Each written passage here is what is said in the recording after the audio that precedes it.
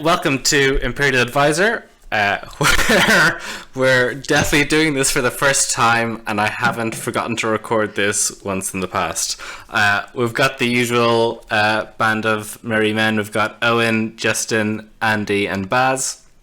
But the reason we're here this week, when we wouldn't usually have a show, is we've got Dave Laderoute, the author of the most recent, the first ever piece of fiction published for the new FFG setting of Legend of the Five Rings.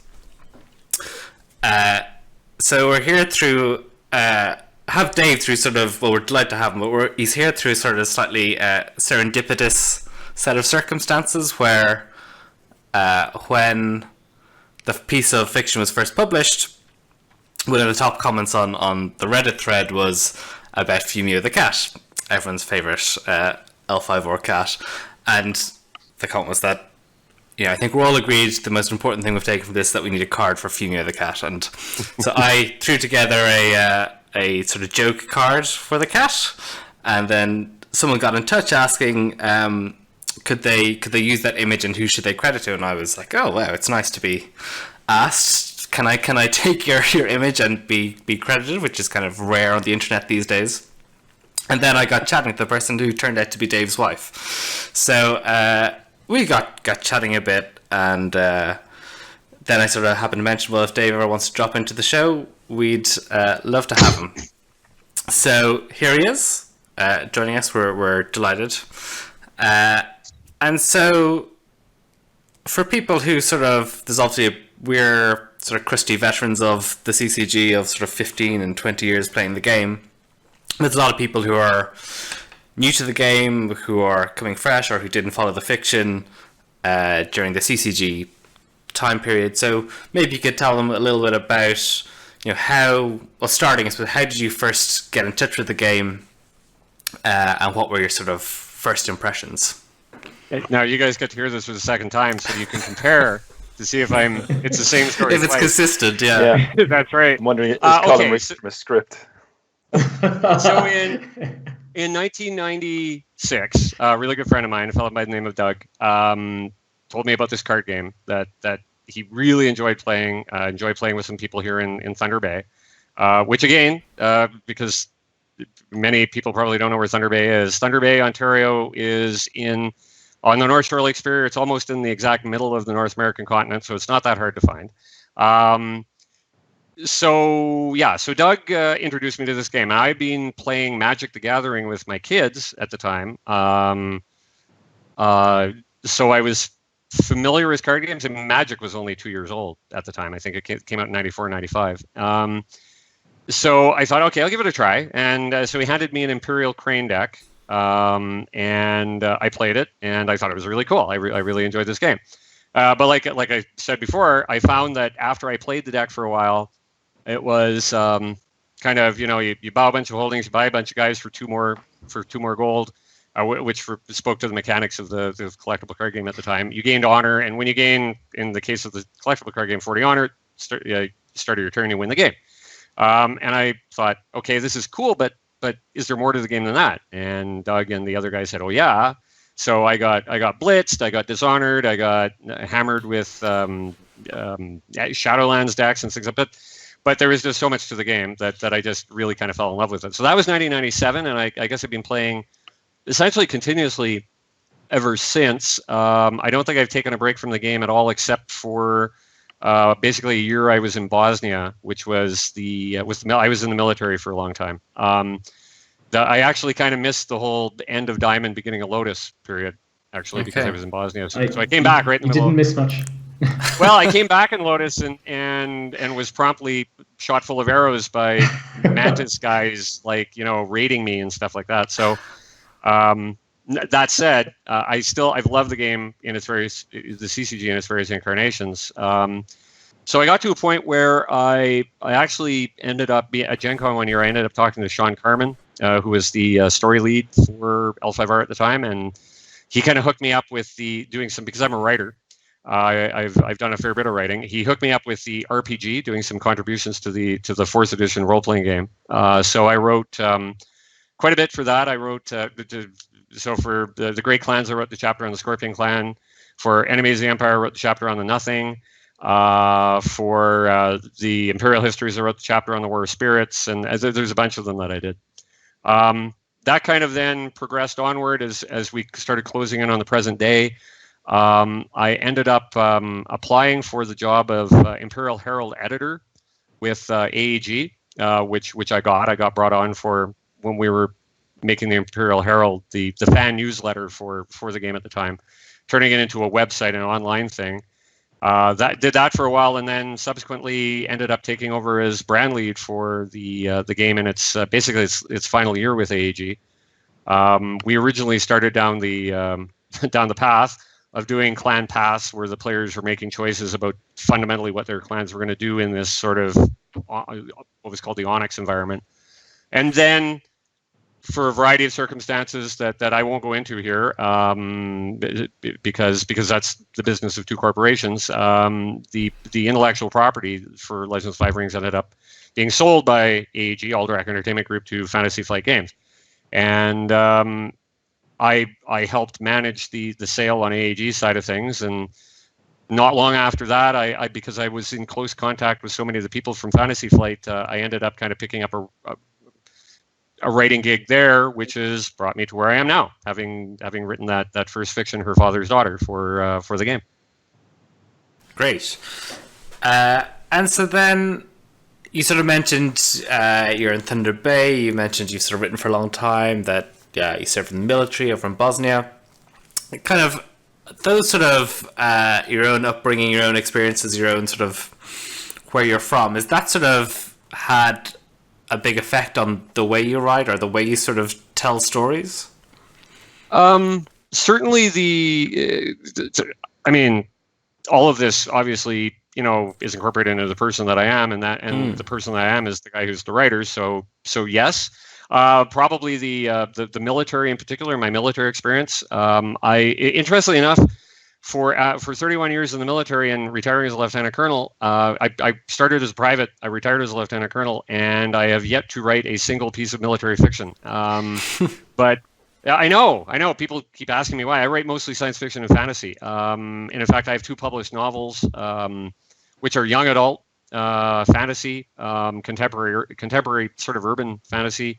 The first one I wrote was actually nominated for an Aurora Award, which is Canada's sort of science fiction and fantasy awards for various types of media, for books and movies and that sort of thing, in the best young adult novel category. So that's where my writing has gone.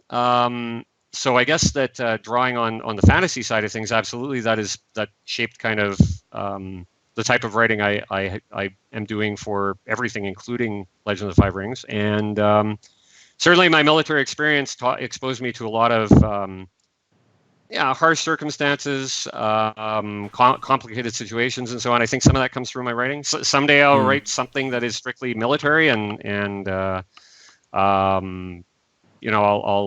draw more heavily on my experience that way. But I guess it's all become part of who I am as a writer. Yeah. Interesting. And so obviously there's been that transition from working with AEG and now working with the Fantasy Flight Games team. How does that sort of has that way of working changed in terms of the writing process? Is it are you working with sort of more of a team of writers coordinating into Katarina?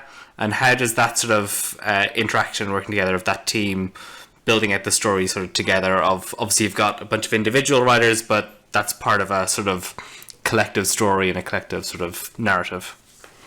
I think that on one level, the two are very similar. I actually I never actually wrote canon fiction. Well, no, I guess that's not true, because I wrote fiction that went into the RPG. Frequently, for each of its chapters, has an introductory fiction at the start of the chapter. So I wrote a bunch of those for the stuff that I wrote for the RPG. It was a little different. The AEG fiction, which was variously periodic, and then weekly or bi-weekly, monthly, weekly again. It was AEG produced a lot of fiction. the sense of having a group of writers working collaboratively under sort of a story lead is really the model that's used by both companies. So in that sense, it's similar. It's collaborative, it's collegial, it really is a team. It's different in detail. I think that, for example, Fantasy Flight makes use of there's more people involved. Like, for example, Katrina Ostrander, the story lead and the fiction editor for I believe she does it for a number of Fantasy Flight game lines, not just L5R, but certainly for L5R, she's very closely involved in the process. And they have beta readers as well. So the story eventually goes out to beta readers who are people who are independent, and they read it and they give their feedback, and then that gets incorporated to the extent that we feel it should be incorporated into the story. So there may be more eyes on the story with Fantasy Flight. And of course, the other difference is that Fantasy Flight, like I say, AEG produced a tremendous volume of fiction, and they produced it very quickly. And they produced some amazing stories, considering the amount of stuff that those people were writing. I think the pace is going to be somewhat slower and more deliberate with Fantasy Flight. So there's that difference. But overall, I think that the two models for writing are probably generally similar. I can't delve too much into the inner workings of the story team with AEG, simply because I only started getting exposed to that really when I was brand lead. But even then, you had a group of very dedicated people working in a team environment to do the stuff that they did. And is the sort of style of stories, the tone of voice you use, the sort of structure, is that kind of led? Are you given quite sort of tight guidelines in how you're briefed into that, or is each writer kind of given quite a lot of freedom and leeway to sort of put their own stamp on it? That's a question that gets both a yes and a no. Fantasy Flight has a very clear vision for their story going forward, and they have a very clear. I'm trying to think of the best way to describe it here. A stream with a set of milestones for things happening in the story. They know where they want to go with the story. So in that sense, when I was given this piece to write, they made it very clear, these are the things that we want. These are the story objectives we want you to achieve with this story. So for example, we want there to be a scene that shows Doji Hotoru, the sort of main character of the story, as a very capable, competent warrior, and we would like a really action-oriented scene. So that they didn't tell me she had to fight a Ronin or anything in particular. They said that they wanted this type of scene though. So then that became the confrontation with the bandits on the highway leading to Oda Sanucci, and then her confrontation with the Ronin and so on.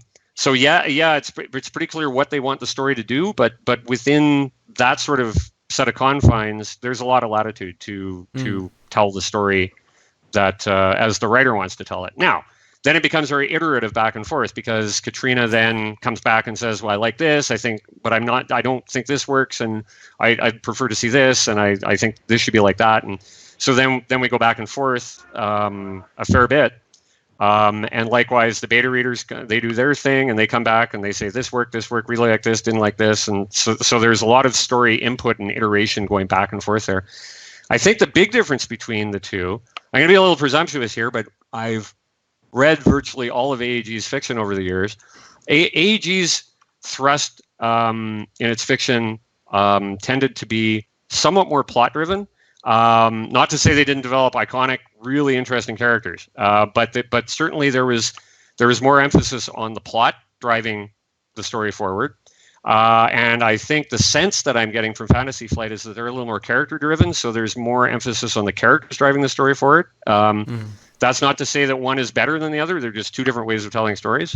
So AEG's stories tended to be very heroic, very sweeping. They had a lot of stories that told big scale stories, like big stories. And I'm not saying that they also didn't have very personal things happening. It's just that was the tendency. And I think Fantasy Flight, the sense that I'm getting is they want these characters to be people. And they really want to highlight the dramatic tension within these people between the things that they ought to be doing as samurai in this society and in holding whatever positions they hold. So Hotaru is the clan champion. She is the head of the Crane clan. And she has certain duties and obligations that she should be carrying out on behalf of her clan. But she's also a person with her own hopes and fears and motivations and desires and so on. And sometimes those things will be in conflict. And it's those conflicts where I think we're going to see a lot of interesting story coming from. So again, just to emphasize, not to say AEG didn't do that. AEG's tendency was just, in my experience, was more towards the bigger stories. And Fantasy Flight seems to be heading more in the direction of the stories about these samurai as people against this backdrop of big stories. Dave, I couldn't help but feel reminiscent of the games industry when you were talking about the process that you were having for writing the story at FFG. Like, you were talking about the beta testers coming in, the writers, like very iterative process going back and forth. Like, this sounds like a very quality-driven process, and I'm just wondering, like, how often do you think you're actually going to be able to publish these fictions? Because AEG published a ton of fiction over a long period of time. How often do you guys intend to publish these, like, super high quality? And it was super high quality story. Thank you. Yeah. That's starting to get into it. I said up front, the folks watching this wouldn't have heard that, but Fantasy Flight wants the story to unfold in a way that's going to be cool and epic and enjoyable for the fans, and to help support that, they're pretty clear on what they are okay with me saying and what they don't want me to say. So I can say I think Fantasy Flight's pace of storytelling is going to be slower and more deliberate than AEG's, but I don't really want to get into anything more than that because part of it is I can't even actually say authoritatively that I know, because within Fantasy Flight there are other components, like there's a marketing component that is involved in this, and there's a sales component, and so there's a lot of people inside Fantasy Flight. Just to be clear, I'm not an employee of Fantasy Flight. I'm a freelance writer. So they tell me to write something, I write it, I give it to them, they pay me for it. That's it. What goes on inside Fantasy Flight, the decisions that they're making about when they want to publish and so on, they're going to make those decisions. So other than saying it's going to be a slower and more deliberate pace, I'm not really comfortable trying to say it's going to be X stories every Y weeks or anything like that. Honestly, sure. Dave, that answer is pretty good for me. I'd prefer a more slow and deliberate storyline. And so you sort of mentioned the breadth, I suppose, of the sort of brief that you'll typically get about, okay, it needs to hit these sort of plot points, and there's sort of various themes like the emotion versus obligation.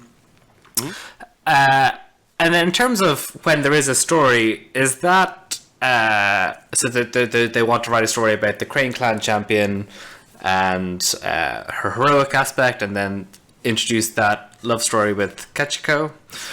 Is that do you sign up and say, oh, I want to take that story, can I have that one? Or are they sort of handed out to people, or how does that story fall into your lap as opposed to one of the other writers?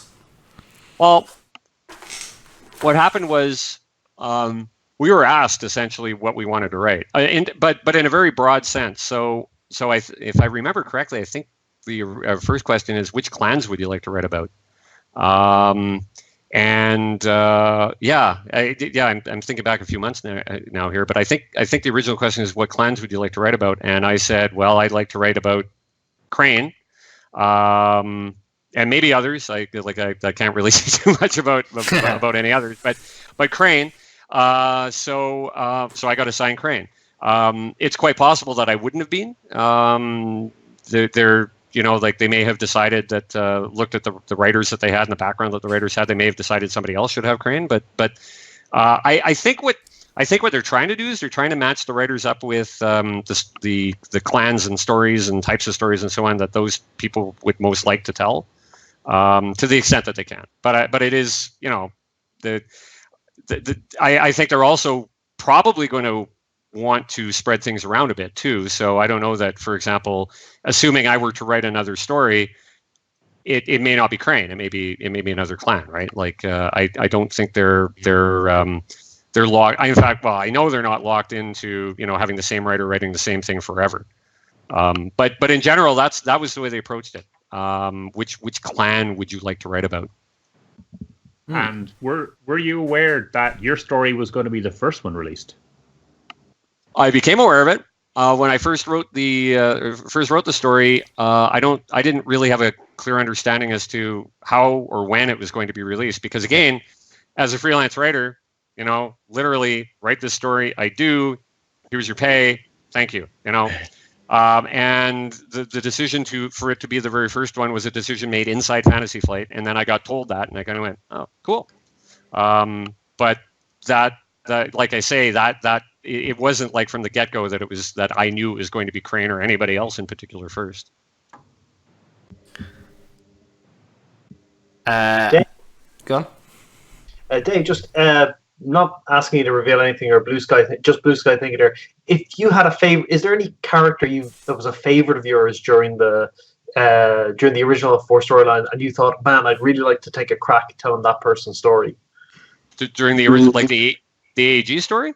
No, but if we're going through it again now, we've kind of reset a little bit here with the new storyline. Is there anyone you'd like? I'd like to take a look at that person. I think we could do that person a bit differently, or maybe do the same, or I'd just like to tell a story about that person. Is there any character that jumps out at you? Well, it's actually really it's fascinating to me that when I started playing the game, characters like Bayushi Kachiko, Bayushi Shoju, Hida Kasada, and so on. I mean, these were iconic characters, and when I first got introduced to the game, these were these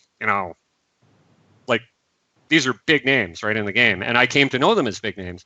And then their stories were done, and the game went on, and the story went on, and it's really now kind of cool and fascinating to be now putting in the position of writing about these characters. And I guess if there was one that I had to pick, it would probably be Bayushi Kachiko, because she is a very, very interesting character. She was very, very interesting in the original AEG timeline. Obviously, a very powerful, cunning, ruthless, manipulative, but also intelligent and charming individual who had a major impact on the story. It's really interesting to write about a character like her. I mean, we see her in this first story. And now we don't get inside her head, so we don't get to see what she's thinking, or everything's from Doji Hotaru's point of view. So we just get to see what she says and what she does. And even at that, she was just a fascinating character to write. So if I had to pick one, it'd probably be her. Although, her husband Bayushi Shoju is a equally fascinating character. He'd be great to write about as well. He's kind of like Kachiko, but maybe even more so. Like Shoju, of course, in the original story, he was the one he's very tragic. At the same time, he's very heroic, because he was trying to prevent a prophecy from engulfing the Empire in strife and darkness, and inadvertently kind of set it in motion. So I was always fascinated with him as a character. He's a great, like almost a Shakespearean, tragic hero. So. Yeah, but being able to write about Kachiko was probably a real like rush for me. In the old stories, the focus always was kind of giving the next plot point, what was happening next in the story. But now with the reset, you're having to do that, but also go back and kind of give a bit more background, a bit more understanding. It is the first time we've seen Kachiko's, and even though we kind of know what her story might have been, pretty much all we know about her in the new story is what you've written. That's right. Was that an extra challenge, or did it add extra depth, or how did you feel about having to kind of tell the past as well as the future? One of the criticisms, because I paid some attention because I'm busy doing other stuff, but I tried to read like a lot of the comments on Facebook and on Reddit and on the Discord server and various other places. And generally, I mean, the story was obviously generally well received, but there were some folks out there that had criticism, which is entirely fair. I'm, that's I criticize writers all the time. No, Yeah. we burn them at the stake here. Yeah. one of the criticisms was that some of the dialogue came across as a little forced and expository, and frankly, some of it is. And that's it's something that writers generally try to avoid.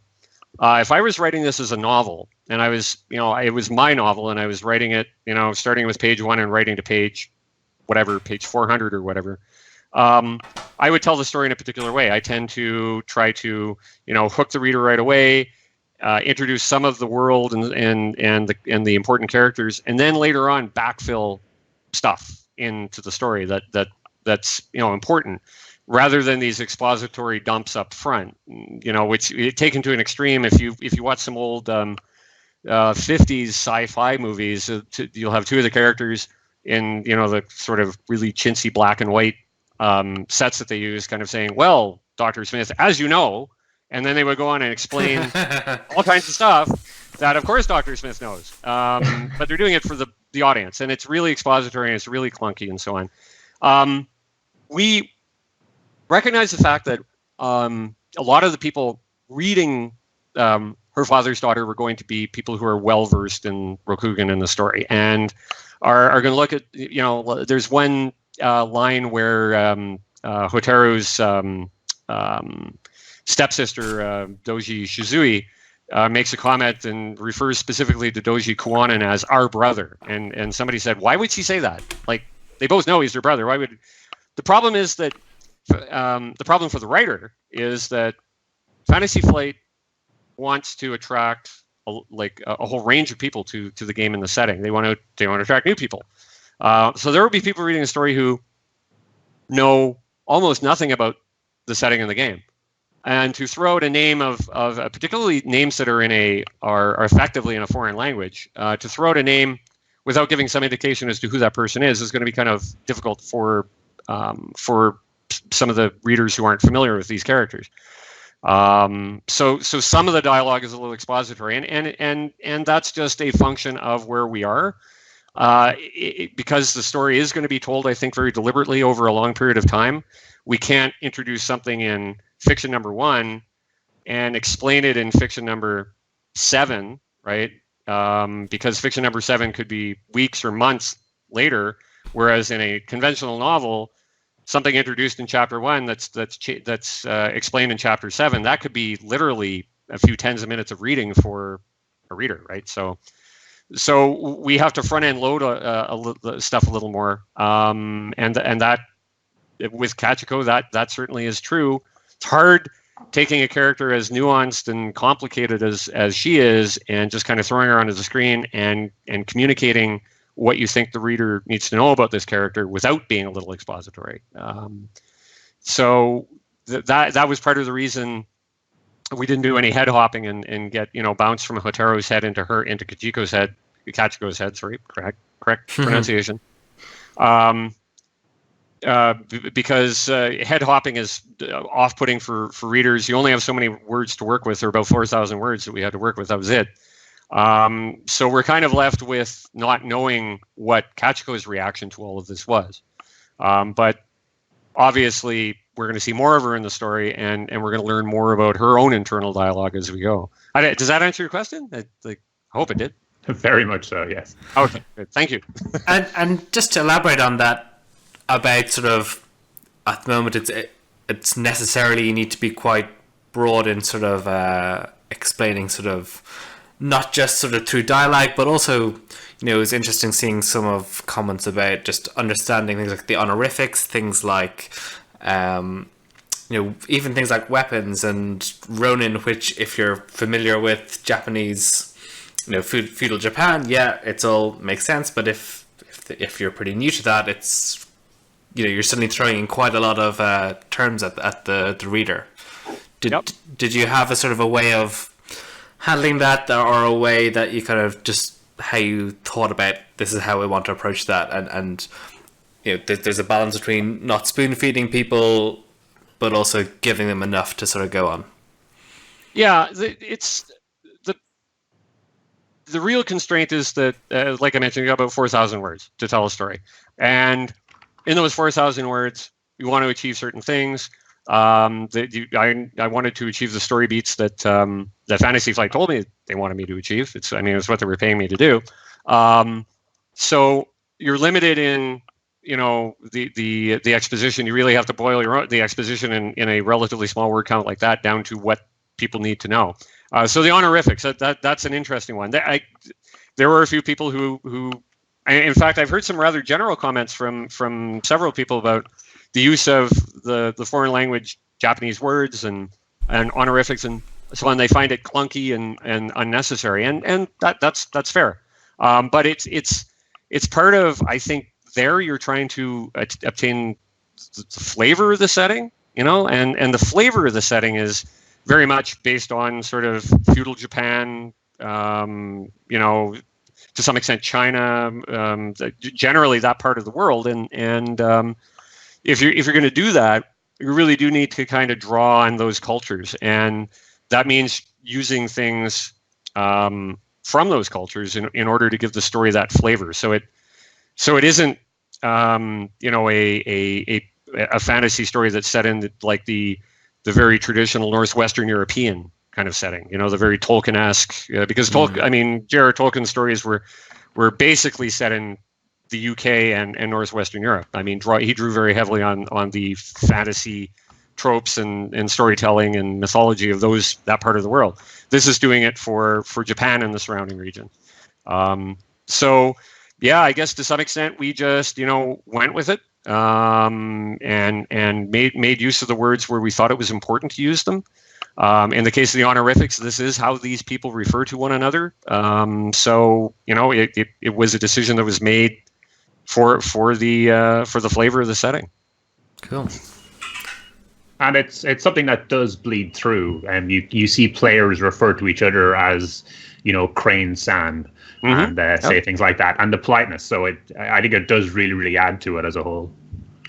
Yeah, it wouldn't work anywhere near as well, I think, if these if Hotaru had said hello Kachiko and she gone hi Hotaru, it may be easier to read, particularly for somebody from a more who's used to Western storytelling. But it then you lose the flavor of the setting. So on the other hand, you can't go too far. I think in an earlier draft of the story, I used a lot more, like, for example, Hotaru at the beginning is wearing a conical straw hat, and there's a name for that, and I went and found the correct name and I used it, and the three-headed spear that Daidoji Narishima, the warrior whose point of view we see the first part of the story from, that three-headed spear has a specific name, and I think I used that, and subsequently those got removed because you can go overboard, and if you're throwing all kinds of these foreign language names and things at people, it can get off-putting and it can get confusing, and then you come across as trying too hard. So I think the decision to remove those terms and refer to conical straw hat and three-headed spear were actually, they were really good decisions. So, moving on a little bit, obviously one of the most fundamental things that's happened is that we've had the storyline reset, and I'm guessing for someone like you who's sort of been through the previous era but is now obviously working on the new story, that's kind of probably mixed feelings about that, about obviously it's an opportunity to start from scratch and take some of those great characters that we know, like Kachiko, like Shoju, but at the same time obviously there's a body of work that is now sort of been pushed to the side a little bit. What was sort of your emotions like, or your sort of thoughts on that? Well, I like initially I was disappointed.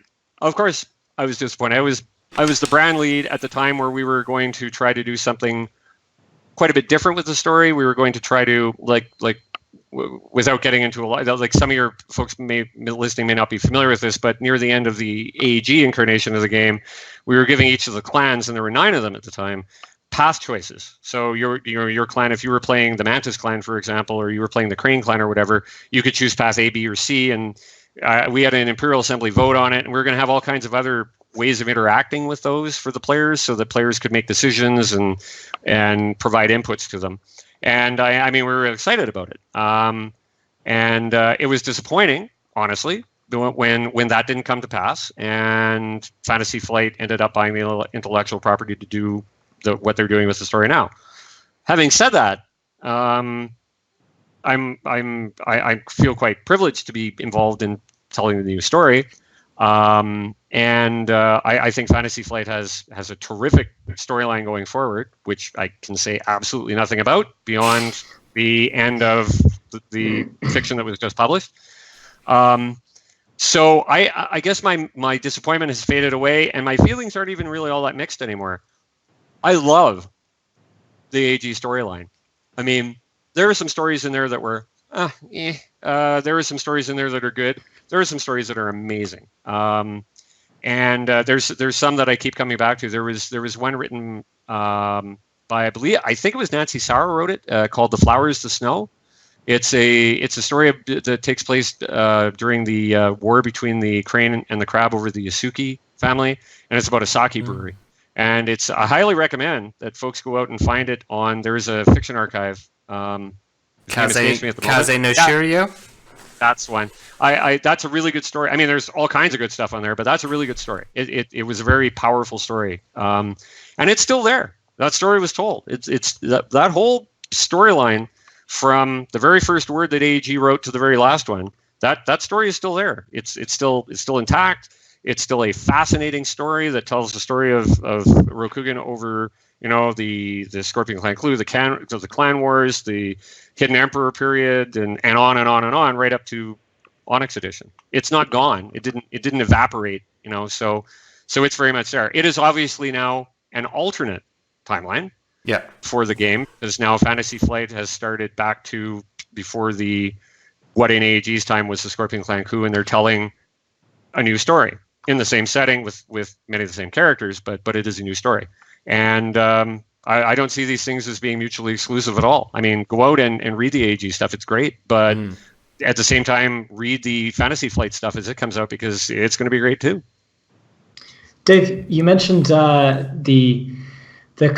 of the wealth of story that AEG has done, and a lot of that was influenced by the players and what the players have done. Can you tell us at all about what your plans or your ideas, or how you think you would deal with players influencing the story as the game goes forward? How I would do it, or how anything you're willing to tell us, Dave? Well, okay. I think Fantasy Flight has been very clear that players are going to have an opportunity to interact with the story. And this is, again, I start bumping the top of my head against my NDA here. I can't say too much more about it than that. I think that what I will do is I'll go back to some of AEG's story interaction choices were complicated. One of the things I think that AEG did that a lot of lessons were learned from is making things too open, saying, for example, we need a new, I'm just plucking this out of thin air. I'm not saying that this was, in fact, I think the test of the Emerald Champion that was done in about 2007 was pretty good. But there were instances where it was like, here's a royal or an Imperial position. The winner of this event gets to name somebody to it, right? And it was like any character with a current card or something like that.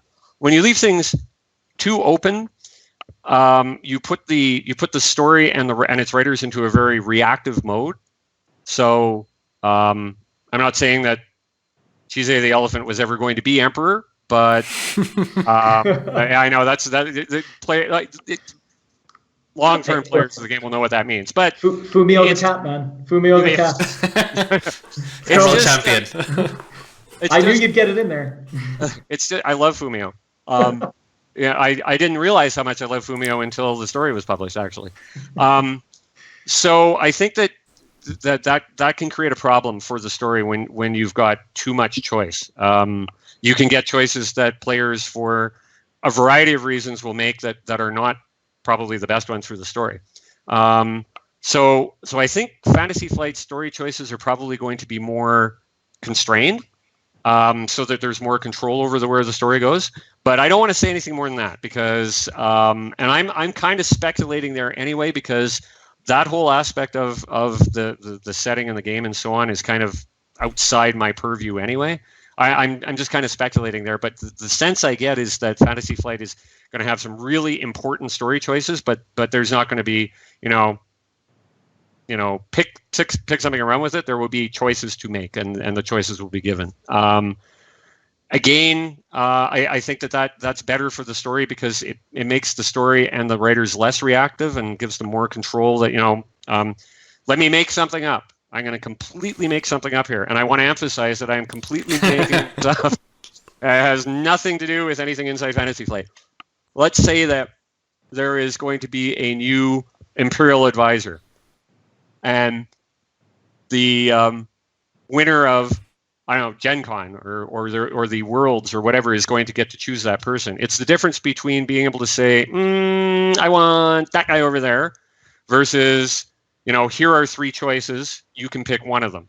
And so you pick B, right? So the story already anticipates where each of those A, B, and C is going. So there's more control over the story going forward. If it's anybody who's got a card, or anybody who's in the setting, it becomes way more problematic. So I think AEG actually did a pretty good job.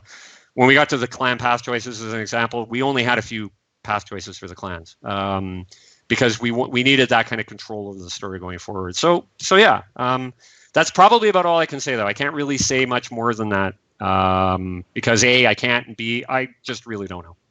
No problem, Dave. So long as Fumio is one of the choices in all of those categories. Absolutely, yeah. Don't think anyone's going to have a problem. What? Why on Fumio's card does he have the Shadowlands keyword? Where did that come from? Well, Justin, I'm sure he had something to do with it. It's probably Justin tainting him. to do with it. I actually regret putting Shadowlands and not instead putting Scorpion Clan Spy. I thought that would have been just right. So, touching on her father's daughter and that story, I think it's been a pretty positive reaction from all the stuff I've read. Were you a little bit nervous about how, I guess in particular, the love story would be received by the community? Admittedly, yes. I think that for those listening who don't know, the character of Doji Hotoru was originally an AEG storyline, Doji Hotoru, who is a male character, and he had a love interest in Bayushi Kachiko, and that led to, well, as is often the case in these types of settings and stories, true love often leads to tragedy and heartbreak and pain and nowhere good. I'm not, and by the way, I'm not saying that that's going to be the case here, but in the case of Doji Hotoru, it was. And when the decision was made to have Doji Hotoru be that character, of course, one of my first questions was, are we still going to proceed with the love interest between them? And the answer was sure. So we did. Now, I was admittedly a little nervous about that, but I think that we put a fair bit of care into how we portrayed that. It's important to remember in a setting like Rokugan that love, marriage, and sex are 3 very separate things. Marriage is, in that setting, at least particularly amongst the samurai, the nobility, is very much a political construct. It's often the result of political arrangements, treaties, and that sort of thing. Love, of course, is what it is, and so too is sex. And obviously, without going too far down that path, these characters are going to face situations where they have their duty, and then they have the things that they would rather do. And I think that we're seeing in this case an example of these 2 characters are both married, and yet they are in love with one another, and that is already a complex situation. And then, of course, the fact that it is a same-sex love affair makes it a little more complicated. But I also think that this is 2017. I don't think it's as big an issue as it may have one time been, and I think the reaction to it proved that.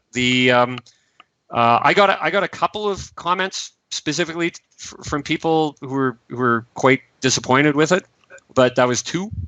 Many more comments were along the lines of, I really want to see where this goes. I'm a little concerned about where this might go, but I really want to see where it goes. And the other reaction to it was that people generally thought it was handled very well, because Kachiko and Hotaru are very clearly in love with one another. But it's communicated, I think, in the story in a way that doesn't, make it prurient or lurid or yeah. And I mean, let's face it, this game is intended for a general audience. So I mean, it is always going to be sort of portrayed that way. So yeah, I think that the other actually no, I'm going to end the answer there, because I think that answered that question, and you may have others. Yeah, so, it did, and that it certainly came across as a feature of the story rather than a focus, which I think was really good. For sure. Yeah, because these two characters have other storytelling objectives for these characters, and I think that the love interest between them is just one of those storytelling objectives, but there are obviously others. Yeah, I think it provided a kind of good focal point for that duty versus emotional pull, and particularly given sort of the situation where Hotoru is trying to investigate the death of her father, and obviously when anyone dies suspiciously, the Scorpion Clan are the first people who people sort of look at, and so that sort of, you can see there's a little bit of a backdrop of that going on. I think the Scorpion have earned that reputation. I mean, they are, there is that whole Shosuro thing, right? Yeah, and it's natural that in that setting that a mysterious and unexpected sudden death of what appears to be an otherwise healthy man is going to raise some questions. And I think it's only natural that Hotaru the thought would at least cross her mind. I mean, why wouldn't it? She's talking to Bayushi Kachiko, whose brother is the daimyo of the Shosuro family and is a master poisoner. I think it's pretty clear that she wasn't, leaving that meeting with Kachiko thinking, aha, like the Scorpion done it. But certainly I think that the seed was planted there of some doubt as to, the motivations of the Scorpion. Whether or not those are justified or not, I guess we'll see. And I couldn't not ask, it would be the top comment, when I post this, is there was one name that turned up sort of quite casually dropped in there, that Yoritomo. Toshimoko. Yes, Toshimoko. Yeah, or Fumio. Probably Fumio, I'd suspect. Fumio, yeah. God damn it, don't dodge this one, Dave. Yoritomo. Yes, he does get mentioned by name. Indeed, he does. Is there is that all we're getting? Are you waiting for more? Yeah. Obviously, Yoritomo is a guy in the setting. Obviously, he's connected to pirates. I mean, I'm just telling you what's in the story, right? Obviously, they're rating at least one Crane Holding. I really can't say more than that, because, first of all, I can't, because, again, my NDA says thou shalt not. Secondly, I think that obviously, I mean, the elephant in the room around this one is the fact that it would appear that the Mantis clan does not have a playable presence in the game at the moment, and there are a lot of really dedicated Mantis players out there. I have a really good friend who's got Mons of the Mantis clan tattooed on his forearms. He's dedicated to playing the Mantis, and so I can understand that there's a lot of concern out there about what's going to happen with that clan.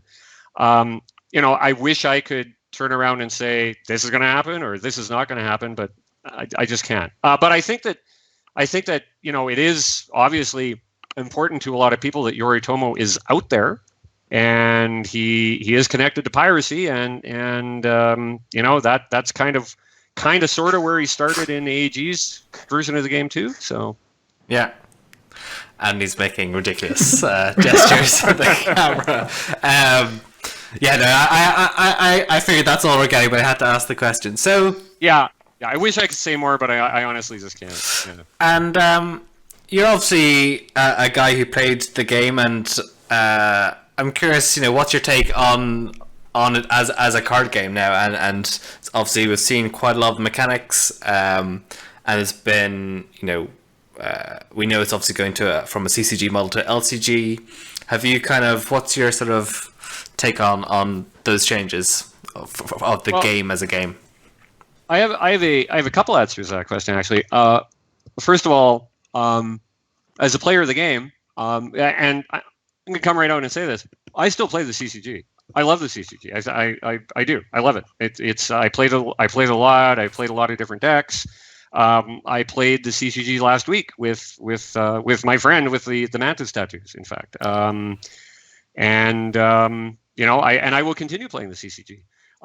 Having said that, I think the LCG, my opinion of it is that Fantasy Flight has managed to take the look and feel of the CCG, and they've managed to port it over to a completely different game that plays really, really well. I've had the opportunity to dabble in it a bit, and I really enjoy it. It's the same but different. I mean, you've got two decks. You have a stronghold. You have 4 provinces. You have a hand of cards, and you buy your characters in the case of the LCG out of provinces, and you send them into battle in order to do things and try and win the game. So in that sense, it looks and feels like the CCG, and yet obviously from what Fantasy Flight has released, it's card draw is very different. You use the dial, and you're giving away honor if you draw more cards than your opponent, and so fundamentally it's a different game, and I really appreciate the way that they've managed to make it the same but different. So I really like that. The second part of my answer, I'm actually sitting here in the back of the game store that my wife and I own here in Thunder Bay. We actually own a game store, and we sell quite a bit of Fantasy Flight's LCG product. They have other LCGs, Netrunner, which I also play, which is a really cool game. Fantasy Flight listening, there you go. There's a plug for you. Really good game. We sell Game of Thrones, we sell Lord of the Rings, we sell Arkham Horror. I mean, and these games sell really well. The LCG model is quite a good one. It's generally, we find, an easy model for our customers to get into and keep up with, because you don't have that collectible aspect to it. So you don't have card rarity and so on. You're not chasing cards. And we sell Magic the Gathering, which is obviously one of the big collectible card games, and we have a glass case full of cards. Some of them are hundreds of dollars for cards, and that's not to say the CCG model is bad. I just find that it's sometimes easier to attract people to the LCG model, particularly players who are fairly strapped for time. They have full-time jobs, they have families, that sort of thing. So when we have our LCG night on Wednesday nights here in the store, it tends to be really well attended. People playing the Fantasy Flight LCGs. So I think it's going to be a relatively easy game to sell as well. I guess that's a long way of saying I really like it. I think they've done a really good job. Fantastic. So I think that's pretty much kind of most what we want to cover. You guys want to jump in with anything else? Are you good? I just want to say thanks for coming on, Dave. It's been great having you. Yeah, well, I appreciate it. Actually, there is one other. It didn't really come up. There's one other thing I want to touch on because it did come up amongst the people discussing the game, or discussing the story. And it would just kind of leave it hanging. Otherwise, it's Hotaru herself, because she was obviously the main character of the story, and some folks were kind of concerned with her apparent some of her decision making.